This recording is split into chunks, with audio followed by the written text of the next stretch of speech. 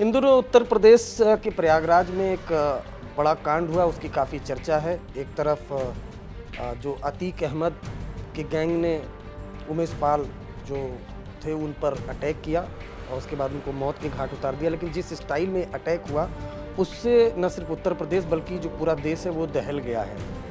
बात हो रही है अतीक अहमद की। यहाँ ये भी बताता चलूँ कि यूपी पुलिस ने 2 लोगों को इस इनकाउंटर में मार गिराया है, जिस पर चर्चा भी हो रही है। सीएम योगी आदित्यनाथ ने बाकायदा विधानसभा में ये कहा था कि वो सभी को जो माफिया हैं उनको खास तौर से मिट्टी मिला देंगे। उसके बाद 2 इनकाउंटर हुआ, उसकी काफ़ी चर्चा है।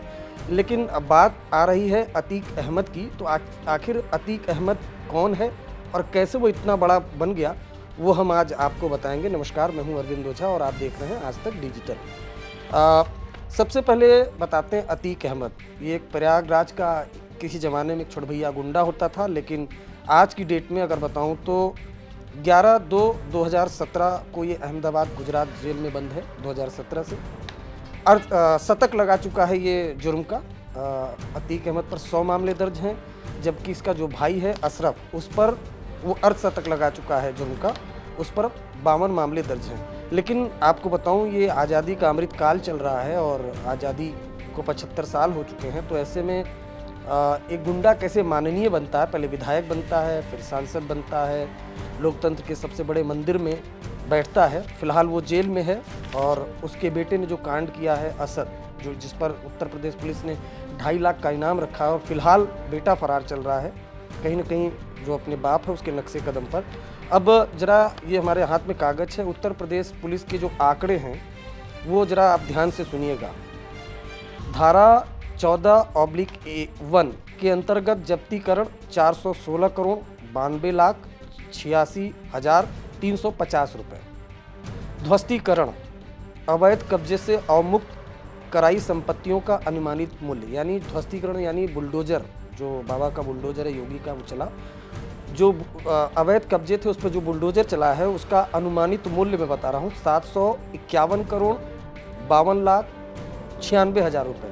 और जो टोटल पूरा मिलाएं अगर, तो इसकी जो अवैध संपत्तियां यानी सीज की गई या ध्वस्तीकरण की गई, उसकी जो कीमत है कुल 1,168 करोड़ 45,42,350 रुपये।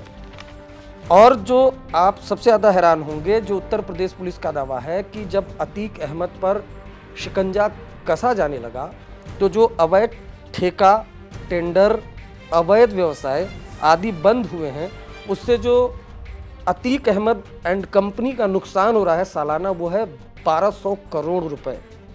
1200 करोड़ रुपए।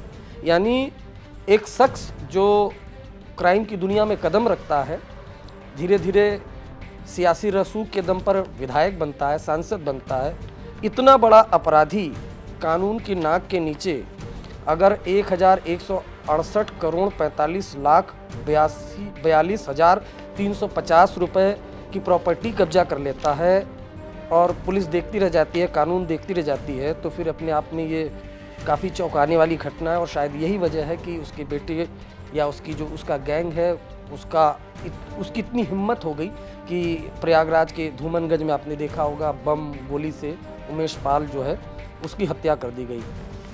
अब बात कर लेते हैं अतीक अहमद की फैमिली पर। शाहिस्ता परवीन उनकी पत्नी है। 15/11/2022 तक शाहिस्ता परवीन पर 3 मामले दर्ज हैं। लाइसेंस अगर बात की जाए तो 3 बार लाइसेंस उनका कैंसिल हो चुका है और गैंगस्टर एक्ट भी लग चुका है। गैंगस्टर एक्ट के तहत 8 करोड़ की जो प्रॉपर्टी है वो उनकी जब्त की जा चुकी है। भाई मोहम्मद अशरफ उर्फ खालिद अजीम, इस पर 52 मामले दर्ज हैं, कई बार एक्शन हो चुका है और जो प्रॉपर्टी इनकी जब्त हुई है गैंगस्टर एक्ट के तहत 27 करोड़ रुपए। उसके अलावा जो उमर अहमद है उस पर 1 FIR, 1 मामला है। अली पर 4 मामले हैं। असद फिलहाल फरार चल रहा है, 2.5 लाख का इनाम है।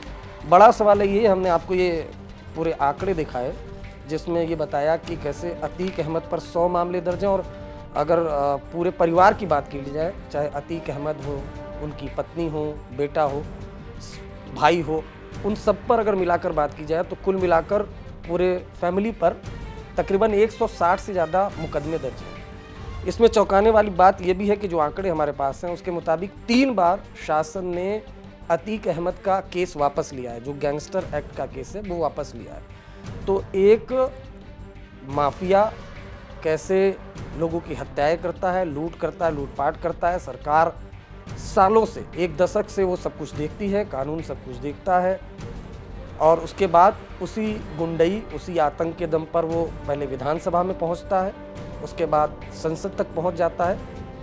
आज मौजूदा हकीकत ये है कि उसका बेटा, जिस पर 2.5 लाख का इनाम है, वो फरार चल रहा है, यूपी पुलिस उसको तलाश रही है और वो अभी अंडरग्राउंड हो चुका है। तो ये पूरे अतीक अहमद की हमने आपको हिस्ट्री बताई। बाकी ये तय करना है कि ये आपको तय करना है कि कैसे एक गुंडा वो इतना बड़ा बन जाता है कि वो सिस्टम को सीधा सीधा चैलेंज करने लगता है। तो ये वो वजहें हैं, 3 बार शासन ने केस वापस लिया, और ये वजह है कि इतना बड़ा अतीक अहमद बन गया कि उसको 1200 करोड़ का नुकसान हो रहा है अगर सालाना। तो कितना बड़ा इसका गैंग होगा और कितना बड़ा इसने साम्राज्य बनाया होगा, इसका अंदाजा आप खुद लगा सकते हैं। नमस्कार।